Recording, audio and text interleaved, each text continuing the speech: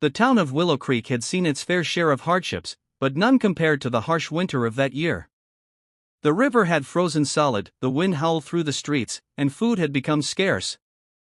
Among the struggling families was young Ethan Carter and his sickly little sister, Lily. Their parents had passed away years ago, leaving Ethan, at just 16, as Lily's only protector. Lily's condition had worsened. The town's doctor, an elderly man with tired eyes, had told Ethan that she needed medicine from the neighboring town of Fairhaven. But Fairhaven was over 10 miles away, and the only path there ran through the dense, snow-covered forest and unforgiving terrain in the midst of winter. Ethan knew what had to be done. Early the next morning, he wrapped himself in his thickest coat, packed a small bag with the last of their bread, and set out into the storm. The townsfolk warned him against it, saying the journey was too dangerous, but Ethan merely smiled. "Lily needs me," he said, and with that, he disappeared into the white abyss. The cold was relentless. The snow bit at his skin, and the wind howled like a hungry beast. But Ethan pressed on, his mind fixed on one thing: Lily's frail face, her weak smile, and the promise he had made to her: "I'll always take care of you." Hours passed, and his strength began to wane.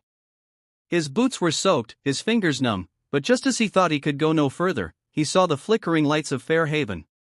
He stumbled into the town, barely able to stand, and made his way to the apothecary. The pharmacist, startled by the sight of the half-frozen boy, quickly handed him the medicine. "Rest here, son," he urged, but Ethan shook his head. "I need to go back," he whispered. He barely felt the cold on his return journey. The exhaustion, the pain, it all seemed distant now.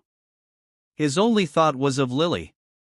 But the storm had grown worse, and the snow, thick and unyielding, fought him every step of the way. By the time he reached the outskirts of Willow Creek, Ethan's body was failing.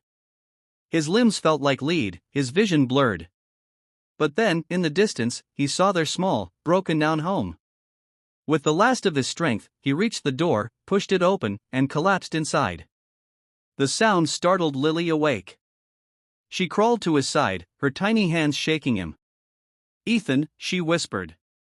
His lips curled into a smile as he weakly pressed the medicine into her hands. "You'll be okay now," he murmured before his eyes slowly closed.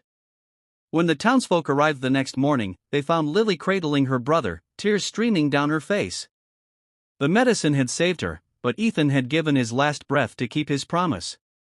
And though his body was gone, his love, his sacrifice, would live on forever.